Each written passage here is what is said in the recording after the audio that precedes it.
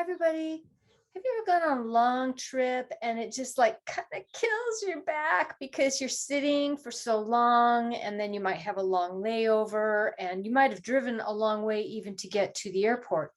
So please stay with me for this brief video, and I'm going to share with you my favorite travel hacks to help your back and to keep your body a little bit more comfortable during long air travel.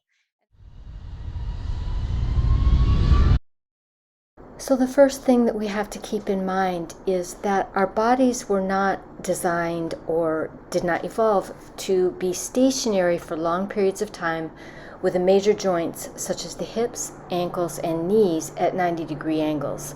So this causes a stagnation in the circulation of blood, lymph, and qi. So the vital fluids and the vital subtle energy of the body becomes stagnated. And so this stagnation that develops in the body, which is a lack of freshness, essentially, because oxygen is not able to be transported properly through the body as it is when it's moving. So this is one of the reasons why we feel not very fresh and quite frankly uncomfortable when we're seated in a stationary position for a long time.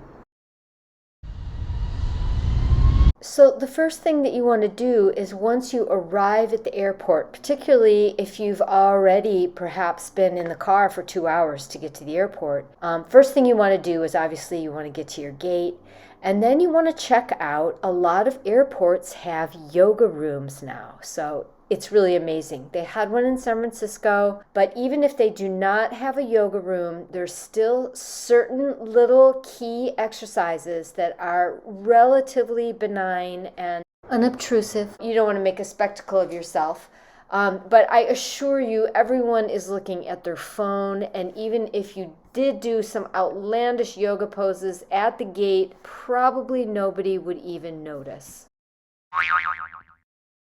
So once you get to the gate, you've gotten through security, you feel like you can finally relax, you look for the yoga room. If they do not have a yoga room, then I want you to do this exercise. This is a Qigong exercise called knocking at the gate of life. So what you're basically going to do is just go off into a corner of the gate, kind of maybe near the window, and start swinging and tapping. So you see here how I'm throwing my arms, and this is also a self-massage technique, because see, I'm turning around to show you. You're going to tap your kidney. There's a point right there, known as the gate of life. You want to tap that. The front hand is going to tap the front of your hip bone. And this is a dynamic massage as well as stretch, this knocking at the gate of life. And then here I'm just doing some simple side bends. This can pretty much be done anywhere, even when you're on the plane. Here's a little standing twist. But really the knocking the door of life is the main exercise I wanted to show for this video. It really goes a long way with helping. Rolling the shoulders, and I'm going to here circle the neck here in a moment. These can be done anywhere, even when you're sitting on the plane. And so in terms of sitting on the plane, what I want you to consider is that you, even though I know it's really interesting to sit by the window, everyone loves to look out the window and it can be very beautiful, but if you are having a super long flight, you're going to want to have an aisle seat. So there's a couple of ways to go about this. With many airlines nowadays, you have to pay extra to choose your seat assignment when you're making the reservation. So if you're not paying the extra to choose your own seat, then just take whatever you get. And then once you arrive at the airport and you're checking in, or even after you've gone through security, you can go up to the podium and request an aisle seat. And it's usually not any problem for them to change you. The reason you want an aisle seat is because that will enable you to get up frequently without climbing over your neighbor. And your neighbor will very much appreciate that. So the reason that you want to get up is because you want to move your body. So you can get up to go to the bathroom. whether or not you really have to go, just get up, you can walk down the aisle. And then while you're standing there waiting to get into the bathroom, whether it's a real or a fake bathroom, you can grab the backs of the two seats that you're standing in the middle of and do a nice little spinal twist. You can also, most people can easily stretch up their arms, place their hands on the ceiling of the aircraft, and do a little armpit stretch, take your neck back, do a little arch. Because part of what suffers so much is, again, these hip joints being in this 90-degree angle. So if you're bold, you could even do a few gentle lunges on the plane.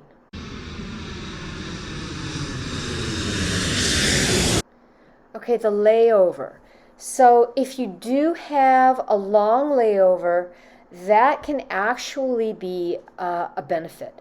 There's many airports that have lounges and or day rooms where you can actually lay down and no one is gonna, they're dedicated areas to lie down. So if you do have a long layover, you definitely want to get your body horizontal. And the benefit of getting horizontal is the fluids, the lymph and the blood of your body is able to recirculate. So, and to get some blood and oxygen up to your brain, because this is part of the problem and why people suffer from long plane rides, is because when your feet are down and your head is up, i.e. you're not going horizontal, it really takes a toll because your body, your blood isn't able to circulate as efficiently. Because when you're horizontal, it's really, the circulation gets a huge boost. So if you do have a long layover, you must get your body horizontal and you'll feel a lot more fresh until you get on that next flight. If you do have the luxury that you have gotten a day room where you can actually take a shower and lie down in a bed, I definitely recommend that you get your legs up the wall, which is shown here in this yoga posture. This yoga posture will reverse. So this gives a very strong trigger for your circulation. All the blood rushes back to the heart, to the head, and so it's like a 3-hour nap. If you can get your legs up the wall for 15 minutes, or even a half an hour, you're going to feel like you've had a 3-hour nap. So these are my hacks, these are my travel tricks, and then of course once you get to the destination, you definitely want to do all of those exercises. You're going to want to swing and tap, you're going to want to lie down, you want to get your legs up the wall, and then ideally you want to do some lunges or any type of simple back bending yoga pose that will open up the hip joint. That is, reverse the 90-degree angle at the hip joints. You want to open that up. You want to open that joint up to 180 degrees and do some nice lunges. And if you can do back bends, any kind of passive or active back bend, you're definitely going to want to do that after a long plane ride. And you're going to feel 100% better. So I hope you found that helpful. If you would like to see more content like this, please let me know. And thank you so much for watching. Bye-bye. Have a great trip.